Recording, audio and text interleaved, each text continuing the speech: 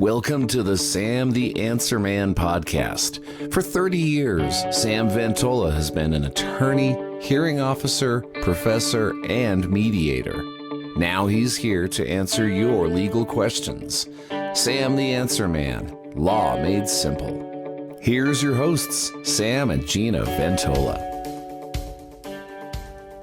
Hey, podcast fans, I'm Gina. And I'm Sam. And welcome to the Sam the Answer Man podcast, the podcast where you get your legal questions answered and mediator questions, right? Right. Because you are the mediating man. Yes. All right. I would like to talk about something that has been in the news and is controversial. Okay. Sexual harassment. What is sexual harassment? So sexual harassment is actually one way of discrimination against somebody. The federal employment law and the state employment law prohibits discriminating against people because of their gender. And one way that happens is through sexual harassment. It's a way of treating somebody worse because of their gender.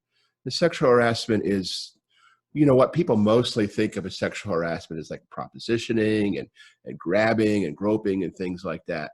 But that is not the only thing that sexual harassment is. Sexual harassment is doing anything that is discriminatory in the sense that you're doing something that's going to harm people based upon their gender, or you're doing it only to people of certain gender. So it's not only those things, but it could also be jokes. It could also be, actions that are harmful to people of one gender or the other. It could be a lot of different things rather than just, propositioning somebody.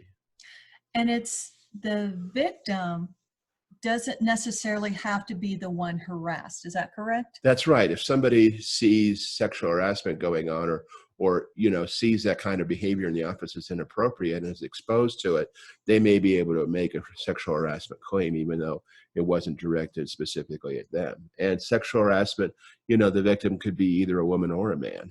It could be anybody who claims that, this sort of activity is harming them specifically because of their gender. And it doesn't have to be like opposite genders.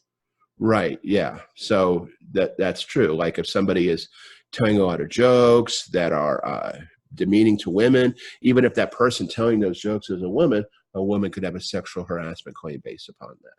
Same thing with men. Okay. So here's a perfect example. You and I are married and we work together and we do this podcast.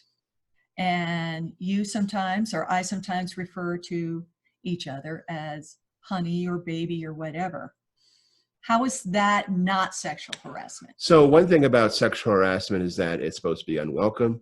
And, the ma and pa operation is one example, but you wouldn't want to make your normal workplace example based upon the mom and pop example.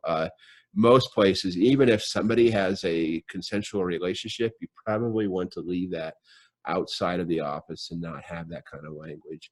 Because again, somebody who's not a party to that relationship may take offense to that kind of conduct going on. Interesting. So what can a business owner and employer do to prevent sexual harassment claims, or at least to reduce them? Well, the first thing is to have very good documentation that the policy of the employer is to not allow sexual harassment. And that should be documentation that if you have to later on, you can prove that the employees saw, in the sense that it's a manual that they signed receipt for and that they knew that they had a duty to read it, or an employment agreement that they signed. You want to have something that you can prove they knew what your sexual harassment policy was.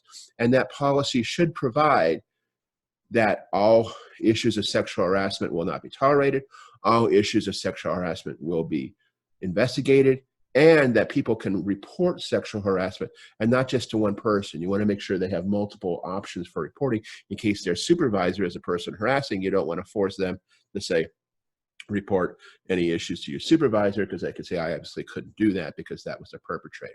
So in addition to that documentation, you actually want to do those things that you said in your documentation. You actually want to, if there is an issue of sexual harassment, make sure you investigate it. Make sure you treat it fairly. Make sure you do everything you can to find the facts and try to find a solution to the issue that's going to be acceptable to both parties. This is one issue where mediation can come up, in the sense that, you can have an investigator who looks into these issues, who's also a skilled attorney and who's also a skilled mediator, who can look at the issues and say, okay, here are the facts that we know, here are the facts that are presented that may or may not be true, and come to both the parties and see if there's a way that things can be resolved. And that involves looking for a lot of solutions, like, can they still work but not work together? There definitely should be, whether or not the allegation has been proved, there definitely should be warnings that the behavior that was described, whether or not it happened or not, is not tolerated. And so, to make the person understand, you don't have to put up with that behavior that you've described, and we're issuing warnings that it's not allowed. But if it's a very egregious case and the person just can't simply be expected to work with the person, then you should find out if that's the solution you need to follow, is to get rid of the perpetrator. So workplace romances, how should they handle those? Well, you definitely should have a policy of reporting, because you don't want a situation that's sort of festering that you don't know about. And then they say, okay, I've been seeing this person for the last 8 months, and it's gotten bad, and they're stalking me and harassing me and so forth. And you as an employer had no idea that it was going on. If you have a policy that requires reporting those relationships, then it's on them that they didn't report it. That's the first thing. The second thing is, you definitely would want to consider whether to have a policy prohibiting those relationships, or at least prohibiting them between supervisors and supervisees. And you have to come up with situations where, you don't want to have a disparity in power between the employees that can be abused in a relationship. Wow, that's pretty heavy. Well, yeah, it's, the problem is these things sneak up on you. You think everything's hunky-dory at your company, and then suddenly you find out there's this situation that you've been oblivious to that's been going on for the last several months. And although it has not created yet an issue for your company, as far as you know, it's definitely created an issue in your employees, and it has to be taken care of. And you want to make sure that you've established that you as an employer would not have tolerated that. And had it been brought to you, you would have done something about it. And when it is brought to you, you do something about it. Wow, that is a lot of information. Do you have anything else you'd like to add? No, obviously, the best way to handle these things, a lot depends on if you have two valued employees. If you have two valued employees, you want to find a way to keep both employees, and you need to see if those people can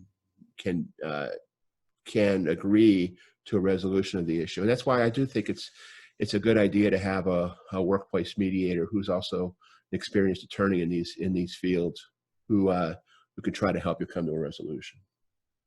And that's why we call him our answer man. So with that being said, Sam, thank you. That was a lot of information. Well, thank you. And thank you for joining us. And we also have a great article on this. Sam has written a terrific article on this. And so it'll be up on our website. And if you're looking for our podcast, we post a lot of stuff. So you can subscribe to our YouTube channel. We're on Facebook. We're on Twitter. We're on Instagram. We're also, for the audio fans out there, Stitcher and Apple Podcasts. And also, Alexa, play Sam the Answer Man podcast. Here's Sam the Answer Man. Mediation in practice. That's you. Civil. Types of mediation. Welcome to the Sam the Answer Alexa, Man. stop. So you could just say that to Alexa anytime. Oh, I love telling her to shut up. Isn't that fun? So thanks for watching. Thanks for listening. And you guys are the best. If you have ideas for podcasts or just general questions, email Sam at sam@samventola.com. Thanks for listening. Thank you. If you would like to discuss your legal issue with Sam, please contact Ventola Law at 303-864-9797 or check out our website at www.ventolalaw.com. Ventola Law, mediation and legal representation at an expert level.